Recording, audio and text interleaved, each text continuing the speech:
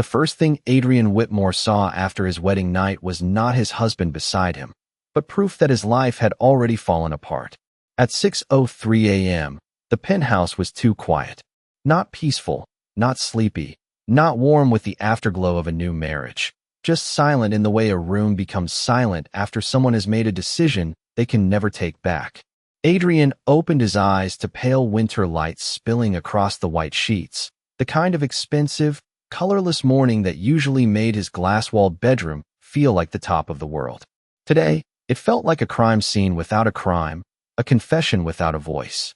Noah Bennett's side of the bed was empty. The pillow still held the faint shape of his head, and the air carried the last traces of his scent, soft vanilla, rain, and something fragile that Adrian had never known how to name. It was already fading. That was what made Adrian sit up. Not the cold sheets. Not the untouched glass of water on the nightstand. Not even the wedding band missing from Noah's finger. It was the scent, thinning in the room like a door slowly closing. Noah. His voice sounded wrong. Too rough for a man who could silence boardrooms with one word. No answer came from the bathroom. No movement from the walk-in closet. No quiet footsteps. No shy apology. No gentle Omega presence trying to make itself smaller in a home that had never learned how to be kind.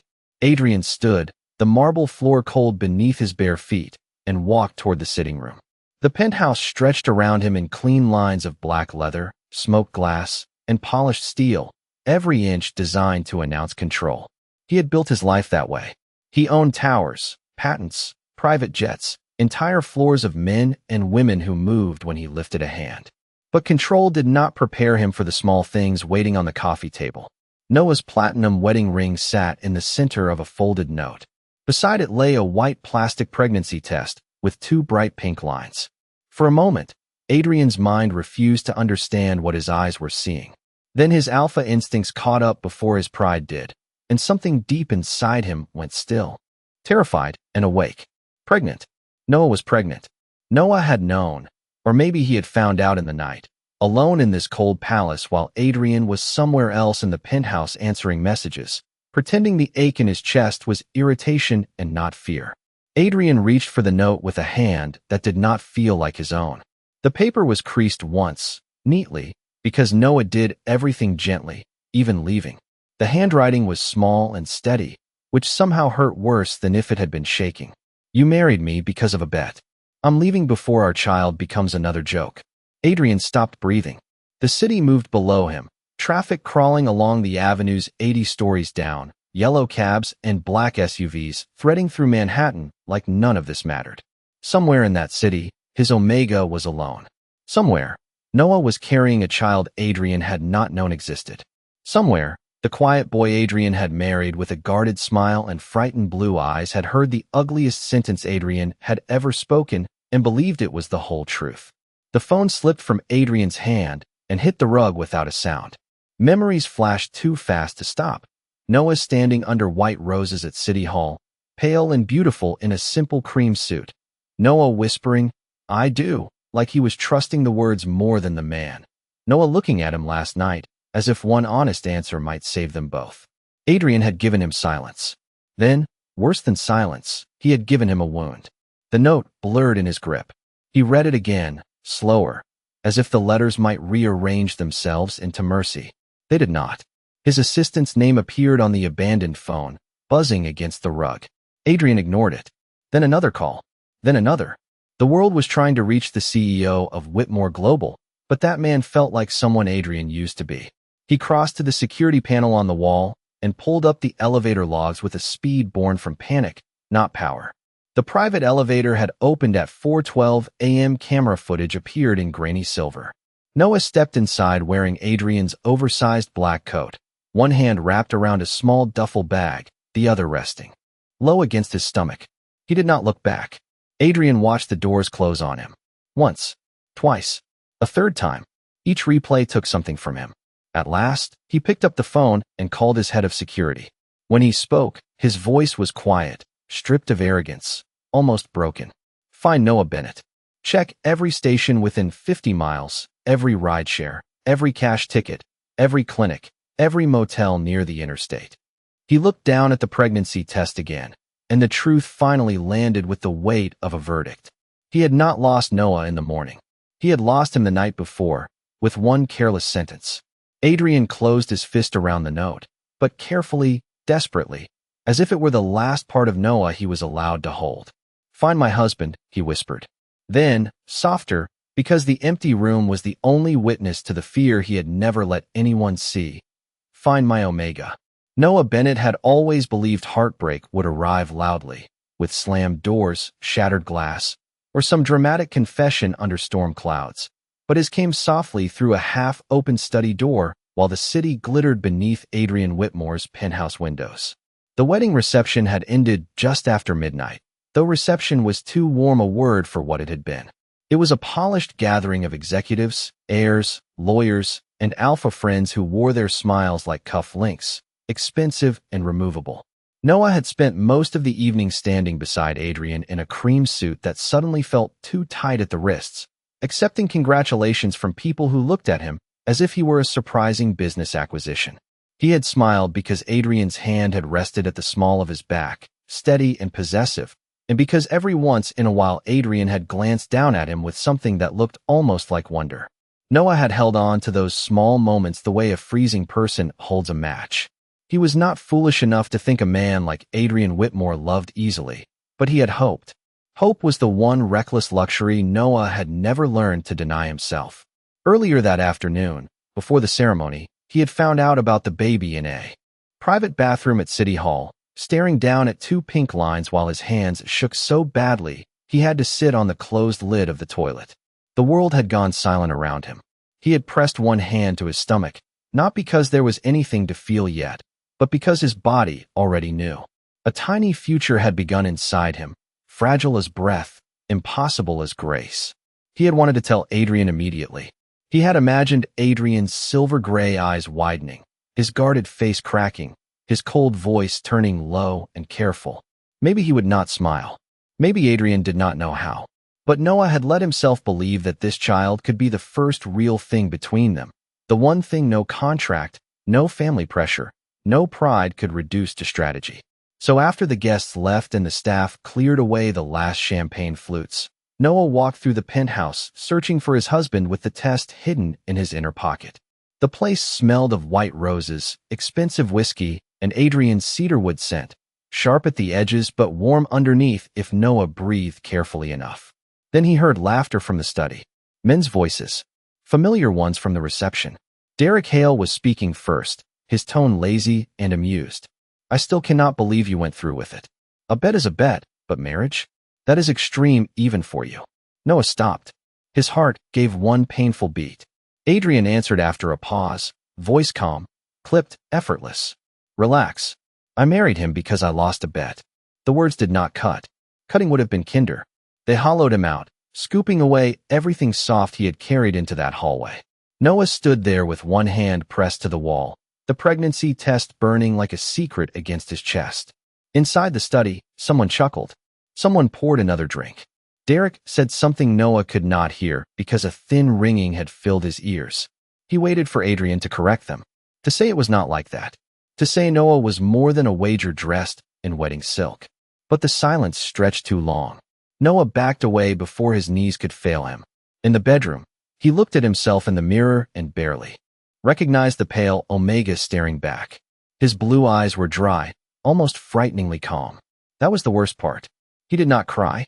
He only took off his wedding jacket, folded it over the chair, and pulled Adrian's black coat around his shoulders because it was the warmest thing nearby, and because some weak, foolish part of him still wanted to carry Adrian's scent into the dark. He packed one small duffel bag with cash, an old phone, prenatal vitamins he had bought secretly that afternoon, and the photograph from City Hall where Adrian was not smiling, but was looking at him like the rest of the room had disappeared. Noah placed the pregnancy test on the coffee table beside his ring and wrote the note with a steady hand. At 4:12 in the morning, he stepped into the private elevator. As the doors began to close, he almost turned back. Then he remembered Adrian's voice, calm as winter, making a joke out of the only day Noah had dared to believe he was chosen. Noah rested his palm over his stomach and whispered, "I will not let him make you feel unwanted too." The elevator doors sealed shut, and the penthouse rose away above him like a beautiful place that had never been home. By the time the first bus pulled away from Port Authority, Noah Bennett had stopped trembling, but only because exhaustion had taken over where fear had been.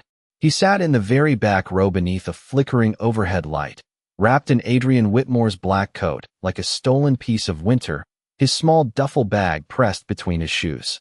Outside the window, Manhattan blurred into gray pavement, delivery trucks, steam rising from street grates, and people beginning ordinary mornings that did not care his world had ended before sunrise. Noah kept one hand low over his stomach and the other around the cheap prepaid phone he had bought from a 24-hour drugstore near 8th Avenue. His old phone was turned off, wrapped in a napkin, and buried at the bottom of a trash can 2 blocks from the station. His credit cards were still in his wallet, but he would not touch them. Adrian lived in a world where money left footprints, and Noah had no intention of becoming easy to follow. The ticket in his pocket said Boston, but he would not go that far. He had paid cash, kept his hood up, and given the name Noah Bell to the tired woman behind the counter. Bell had been his mother's maiden name, a soft name, a name that belonged to someone who could disappear without breaking the universe. The bus heater rattled under the seats, breathing out air that smelled of dust, coffee, and wet wool. Noah stared at his reflection in the dark window and barely saw himself. His blonde hair looked too bright against the black coat. So at the first rest stop in Connecticut, he bought a baseball cap, a travel-size pair of scissors, and a box of crackers from the gas station. In the restroom, under buzzing fluorescent lights, he cut his hair shorter over the sink, watching pale strands fall like evidence. The face that looked back at him was still his, but sharper now, less polished, less like the quiet Omega who had stood beside a billionaire Alpha under white roses and believed being chosen could be real. A woman washing her hands glanced at him and asked if he was all right. Noah almost said yes. Instead, he gave a small smile and said, "I will be." The words surprised him because they were not a lie. He was heartbroken, but he was not helpless. That difference mattered. He bought ginger tea, saltines, and a small bottle of prenatal vitamins, then returned to the bus before anyone could ask another question. Every few miles, he expected Adrian's voice to appear over the intercom, calm and commanding, telling the driver to stop. Every black SUV on the highway made his pulse jump, but the miles kept passing. New York fell behind him. The glass towers, the cold penthouse, the study door, the laughter, all of it shrank into memory, still sharp enough to bleed, but no longer close enough to touch.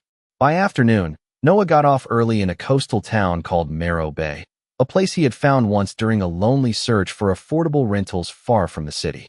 It sat 3 hours north of Manhattan, tucked against a gray Atlantic shoreline, where fishing boats rocked in the harbor and old clapboard houses leaned into the wind.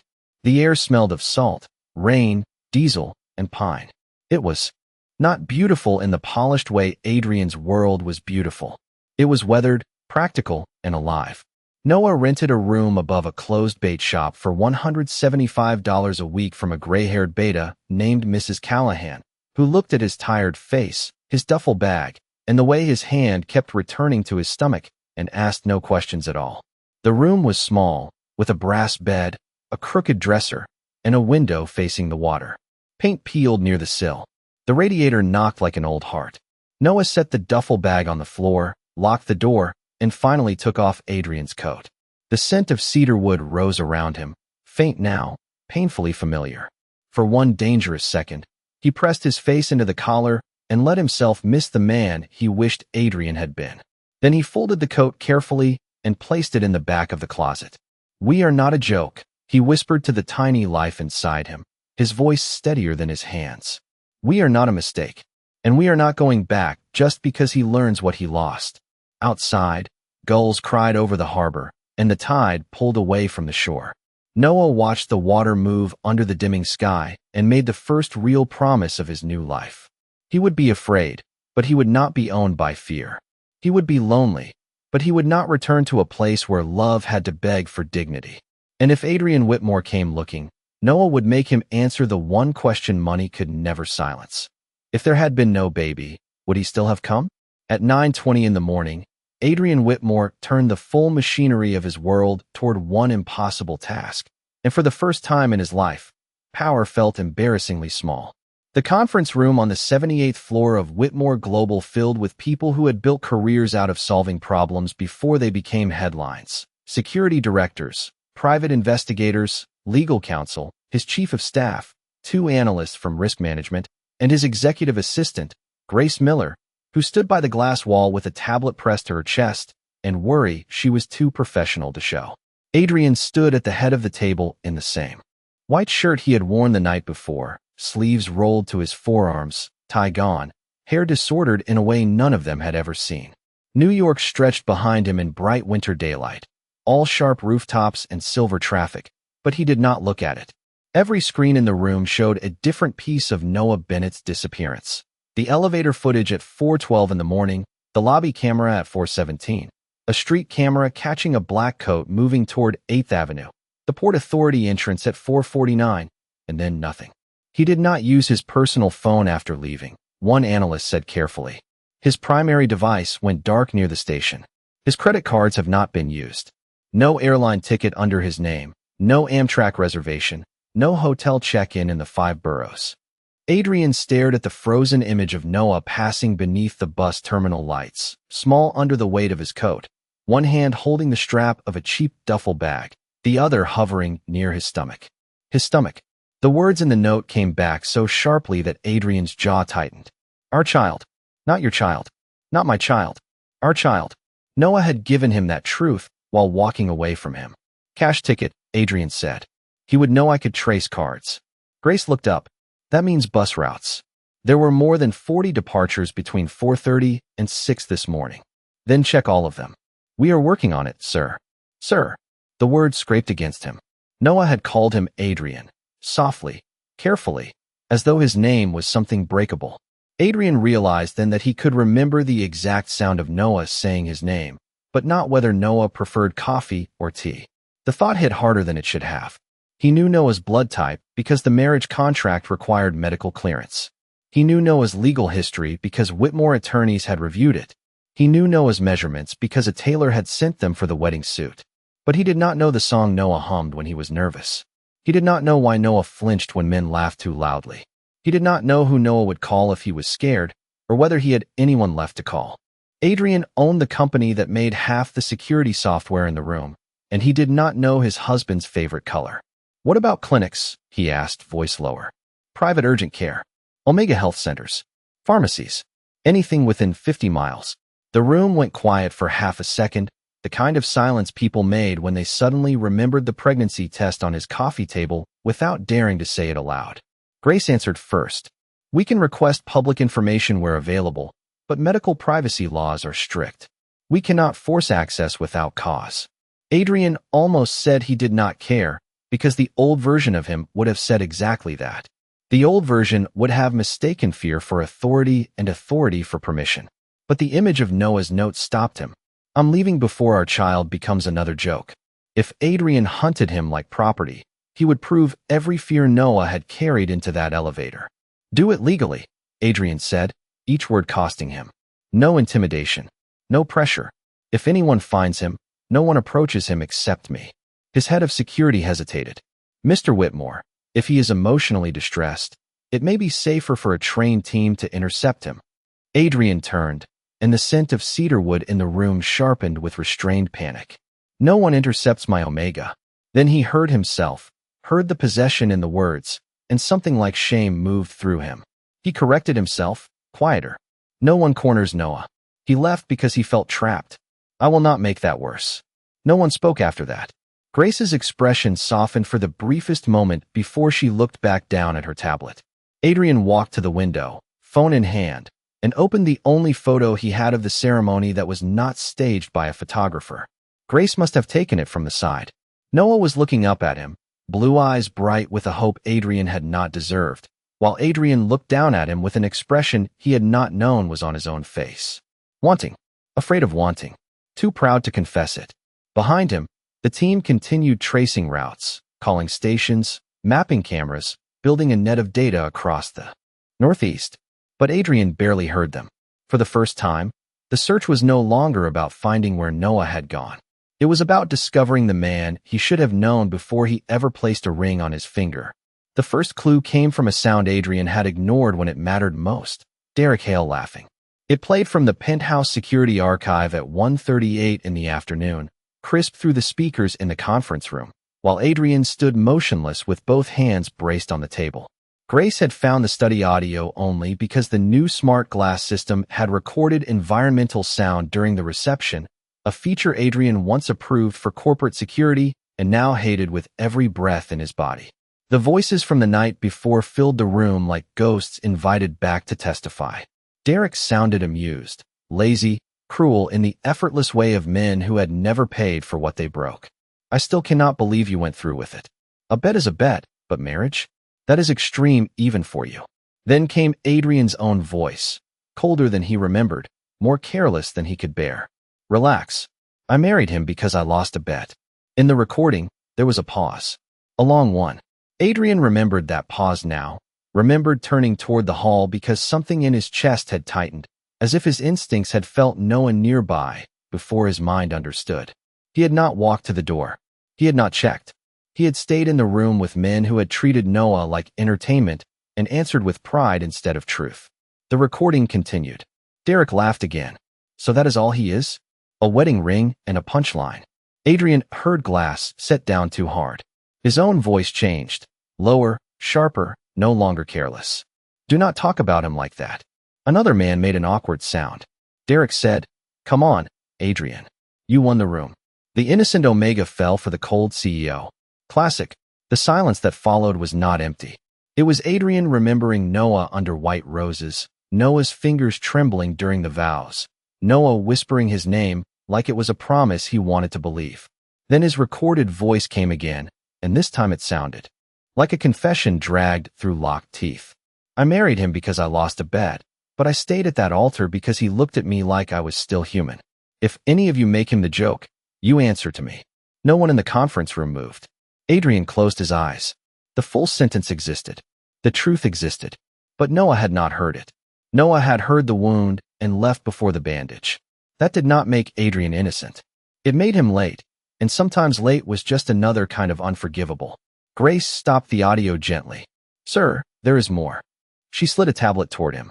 On the screen was a chain of messages between Derek and two of the Alpha guests, recovered from a company device Derek had foolishly used on the Whitmore network. The first message was dated 2 weeks before the wedding. Found the perfect Omega. Quiet, pretty, broke enough to say yes if Adrian asked sweetly. Another read. $10,000 says Whitmore cannot get married without looking bored. Make it interesting. Adrian read every line, and with each one, the room seemed to lose air. Derek had picked Noah. Derek had watched him. Derek had turned a lonely Omega with trusting blue eyes into the center of a game Adrian had been arrogant enough to enter and cowardly enough not to end publicly. He remembered the charity gala where he first saw Noah serving coffee in the corner, trying to hide a rip in his cuff beneath a tray. Derek had nudged him, smiling. That one. Bet you could make him believe in fairy tales by Friday. Adrian had looked at Noah then, expecting nothing, and instead found himself caught by the softness of his expression, the careful dignity in the way he stood among people who barely saw him. Adrian should have walked away from the bet that second. Instead, he had walked toward Noah, wearing charm like armor and pretending the first pull in his chest was strategy. Now the consequence of that cowardice was 3 hours north of somewhere, pregnant, frightened, and convinced Adrian had never chosen him at all. His phone buzzed before anyone could speak. The head of security's voice came through, controlled but urgent. Mr. Whitmore, we have a lead. A cash ticket was purchased under the name Noah Bell. Bus cameras place him getting off early in Morro Bay, Massachusetts. Adrian's hand tightened around the tablet, but his voice was almost calm. Send me the address if you have one. No one approaches him. He looked at the frozen image of Noah from the station camera, small beneath his coat, walking away with all the grace Adrian had mistaken for fragility. And find Derek Hale, Adrian added, each word quiet enough to make the room colder. Not to punish him, to make sure that when Noah hears the truth, every lie has already been stripped bare. By sunset, Morro Bay had wrapped itself in fog, turning the harbor lights into soft yellow halos and making every sound feel farther away than it was. Noah Bennett spent the afternoon pretending he was fine, because pretending had become easier than explaining. He bought a second-hand sweater from a thrift store, a small notebook from the pharmacy, and a paper bag of groceries he could barely afford: crackers, ginger tea, apples, soup, and a carton of milk he hoped his stomach would accept. Mrs. Callahan had told him there was a flower shop on Harbor Street looking for part-time help, cash if needed, no questions if deserved, and Noah had gone there with his cap pulled low and Adrian's coat hidden in the closet of the rented room above the bait shop. The owner, a warm beta woman named Clara Finch, looked at him for exactly 3 seconds before handing him an apron and asking if he knew how to trim roses. Noah said yes, though his hands were not as steady as he wanted them to be. For 2 hours, he stood behind the counter clipping stems, wrapping brown paper around white lilies, and breathing through the strange rolling nausea that kept rising behind his ribs. The shop smelled like damp leaves, eucalyptus, and rainwater gathered in metal buckets. It should have comforted him. Instead, every scent pressed too hard against his senses, too bright, too sharp, too alive. He had placed a suppressant patch on his wrist before leaving New York, another cheap one from the drugstore, hoping it would hide the vanilla and rain of his Omega scent in case Adrian was already looking. By late afternoon, the patch had turned hot against his skin. His pulse fluttered strangely. The room seemed to tilt whenever he looked down. "Honey, you are white as copy paper," Clara said from behind the register. Noah tried to smile. "I skipped lunch. That is all." It was not all. His body knew it before he admitted it. The baby knew it too, in that silent, mysterious way new life makes itself known, not with movement yet, but with a demand for honesty. Noah set down the shears, but his fingers missed the counter. The brown paper slipped from his hand. The lilies blurred into long white streaks. Someone said his name, or maybe the false name he had given, Noah Bell, but the sound reached him from underwater. The next thing he knew, he was sitting in a small clinic 2 streets from the harbor, wrapped in a scratchy gray blanket, while a doctor with kind eyes and silver hair removed the suppressant patch from his wrist. Her name tag read Dr. Elaine Porter. She did not scold him. That almost made it worse. "Your blood pressure is low, and you are dehydrated," she said gently. "The pregnancy appears early, but stress and suppressants can make an Omega pregnancy more fragile than it needs to be. I am not saying this to frighten you. I am saying it because your body is asking for care, not punishment." Noah looked down at his hands, the place where his wedding ring had been felt naked. "I am trying to keep us safe." Dr. Porter sat across from him, not too close. Safe from someone, or safe from being hurt by someone? The question was so quiet that Noah almost hated her for it. His throat tightened. "Both." She nodded as if that answer made perfect sense. "Then make choices that protect both your body and your heart. Do not use suppressants without medical guidance. Eat small meals. Rest. And if there is an alpha whose biology is connected to this child, you may need to consider whether complete isolation is helping you or only exhausting you." Noah shook his head before she finished. "He does not get to come just because there is a baby." "No," Dr. Porter said. "He does not. But you do get support. From someone. From anyone. You do not have to turn survival into a one-person job." That was the sentence that followed Noah back to the room above the bait shop. Outside, the fog pressed against the window. Inside, the radiator knocked like a tired heartbeat. Noah sat on the bed with ginger tea cooling in his hands and finally let one tear fall, then another, silent and hot. He placed his palm over his stomach and whispered, "I am sorry. I wanted to be enough for you by myself." The room held no answer, only the distant cry of gulls and the low murmur of the tide. Then, from the street below, an engine slowed. Noah froze. A black SUV rolled past the bait shop window, too polished for Morro Bay, too familiar to ignore. It did not stop, but Noah knew before it disappeared into the fog that the world he had fled had finally reached the edge of his new one. Noah did not sleep after the black SUV passed beneath his window. He sat on the edge of the brass bed with the lamp turned off, listening to Morro Bay breathe through the fog, every distant engine becoming a warning, every footstep on the sidewalk becoming a possibility. By morning, the sky was the color of wet slate, and the harbor bells rang low through the mist. Noah told himself he was being foolish. Rich men did not chase runaway husbands to small coastal towns because of regret. They sent lawyers. They sent papers. They sent polite arrangements disguised as mercy. But when he stepped into Clara Finch's flower shop just after 8, the first thing he smelled was cedarwood beneath the roses. It was faint, held back, careful, as if the scent itself had stopped at the doorway and asked permission. Noah froze with a bundle of white tulips in his arms. Clara looked from him to the front window and went very still. Outside, across the narrow street, Adrian Whitmore stood in the rain without an umbrella. His black coat was buttoned wrong, his hair damp, his face pale in a way Noah had never seen.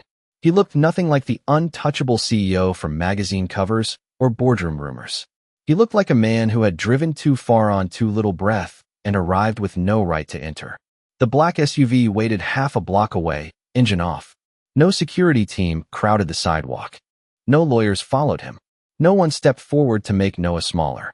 Adrian simply stood there, rain darkening the shoulders of his coat, eyes fixed on the flower shop window with an expression so raw that Noah had to look away first. Clara touched his elbow gently. "You do not have to speak to him." Noah swallowed. His hand moved to his stomach before he could stop it. "I know." But knowing and breathing were suddenly different things. The bell above the door chimed when Noah opened it.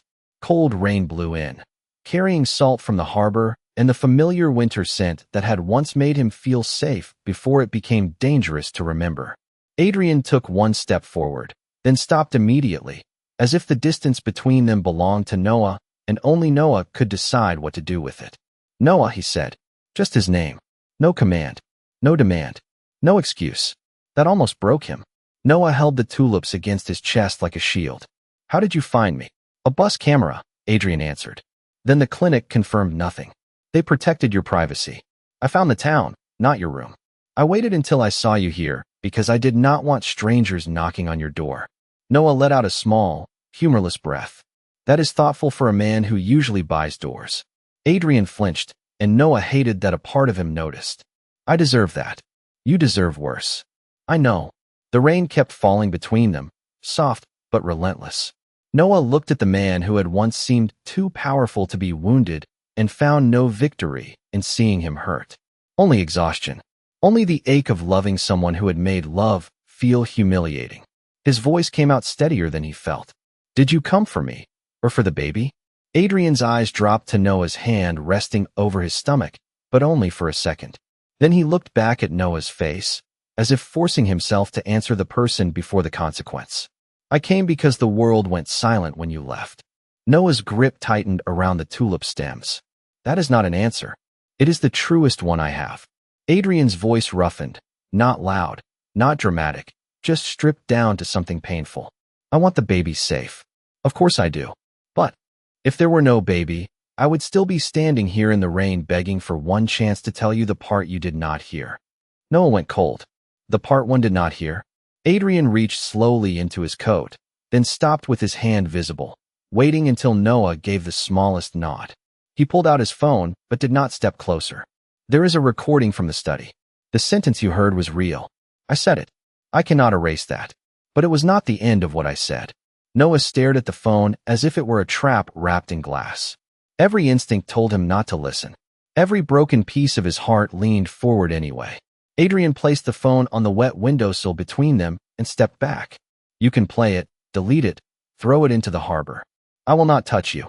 I will not follow you home. I only needed you to know that I was cruel and stupid and late, but I was not laughing at you." Noah's eyes burned. "You let me believe I was a joke." "Yes," Adrian whispered, "and that is mine to carry, whether you forgive me or not."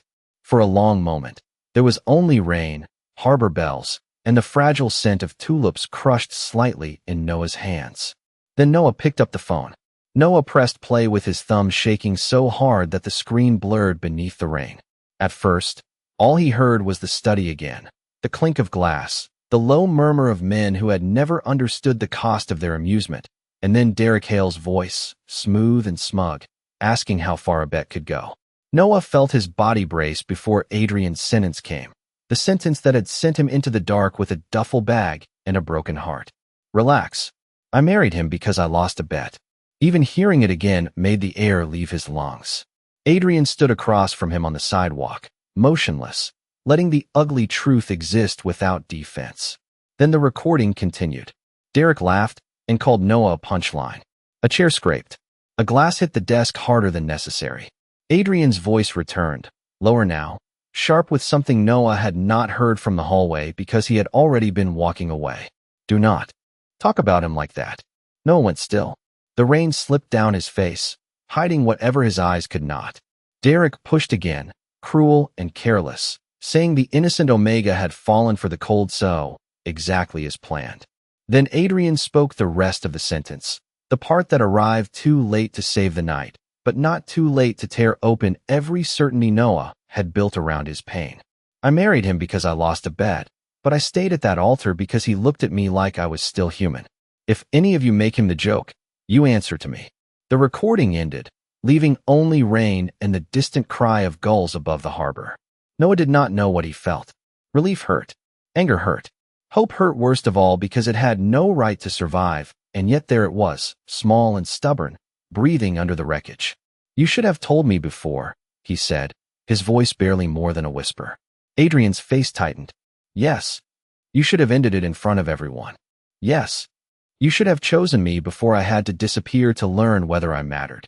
Adrian closed his eyes for a second, and when he opened them again, they were red at the edges. Yes. The bell over the flower shop door chimed behind Noah, but before Clara could speak, a sleek silver car rolled to the curb across the street. Derek Hale stepped out wearing a camel coat and the kind of smile that made Noah's stomach turn cold. He looked wrong in Marrow Bay, too polished, too amused, like a stain on clean linen. There you are, Derek called, lifting his phone as if he were greeting an audience instead of two people standing in the rain. The runaway bridegroom and the guilty billionaire. This is even better than I expected. Adrian turned slowly, and the cedarwood in the air sharpened, not violent, not wild, but controlled in a way that made the street seem to hold its breath. Noah's fingers closed around the phone. Derek smiled wider. Careful, Adrian. I have screenshots, messages, the whole little game. The press will love the story of a pregnant Omega trapping a CEO after a joke wedding went too far. Noah's cheeks went white, but he did not step back. For one terrible second, he imagined strangers dissecting his name, his pregnancy, his heartache, turning his child into gossip before the child had even entered the world. Then Adrian moved, not toward Derek, but toward Noah, stopping several feet away with his hands open where Noah could see them. May I? He asked quietly. Noah understood. He gave one nod. Adrian took his phone from the windowsill, tapped the screen, and sent a file to Grace Miller with one command: release the full archive. Within minutes, Derek's own messages, the complete study audio, and the proof of his setup were moving through legal channels, corporate statements, and every person he had planned to impress.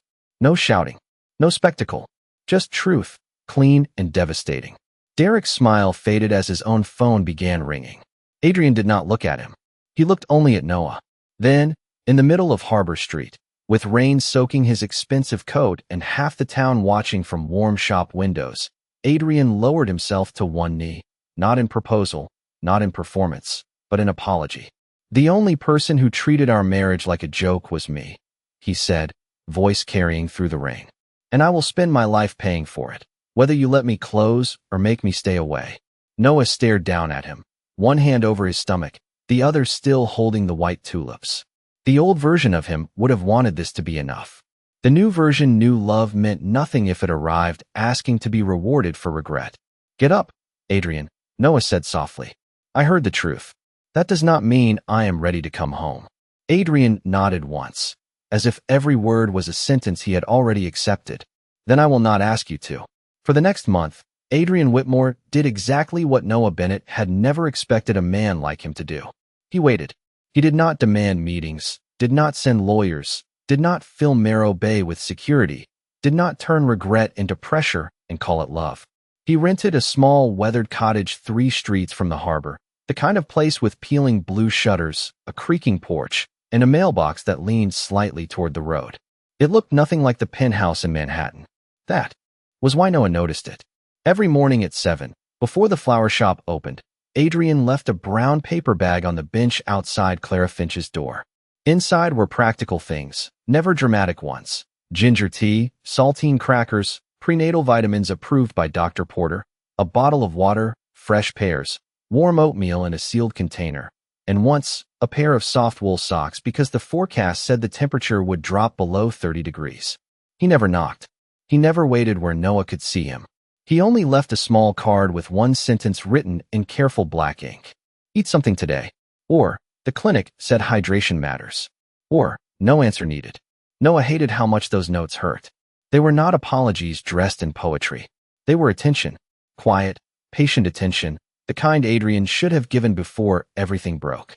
At first, Noah threw the cards into the kitchen drawer without reading them twice. By the second week, he read them twice. By the third, he kept them under a chipped blue mug beside the bed. Life in Morro Bay became small and steady. Noah worked mornings at the flower shop, rested in the afternoons, and took slow walks along the seawall when the wind was gentle enough. Clara taught him how to arrange winter branches with white roses. Mrs. Callahan brought soup without asking questions. Dr. Porter smiled whenever Noah gained another pound and reminded him that healing was not the same as forgetting. Adrian remained at the edge of that life like a lighthouse seen through fog, present but not reaching.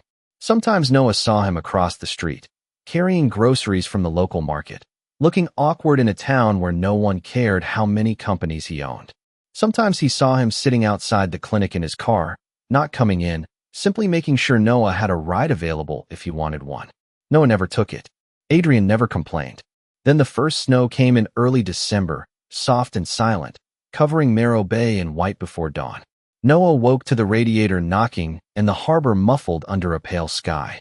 When he opened the flower shop at 7, there was no brown paper bag on the bench. Instead, Adrian stood there in a dark coat dusted with snow, holding a leather notebook against his chest with both hands. He looked nervous. The realization was so strange that Noah almost smiled. "I know I said I would not ask," Adrian said quietly, his breath visible in the cold air. "So I am not asking you to come back. I am not asking you to forgive me. I only wanted to give you this." Noah looked at the notebook but did not reach for it yet. "What is it?" Adrian swallowed. "Everything I should have known before I ever put a ring on your finger. Your tea order. The way loud rooms make you go quiet. The flowers you touch first when you think no one is watching. The fact that you like blueberry muffins, but only if they are not too sweet. The way you look at the ocean when you are trying not to cry." Noah's throat tightened. Adrian held the notebook out, still leaving space between them. "I wrote down what I learned. The rest, I want to learn from you. Only if you choose to teach me." Snow settled on Noah's sleeves. For a long moment, he said nothing.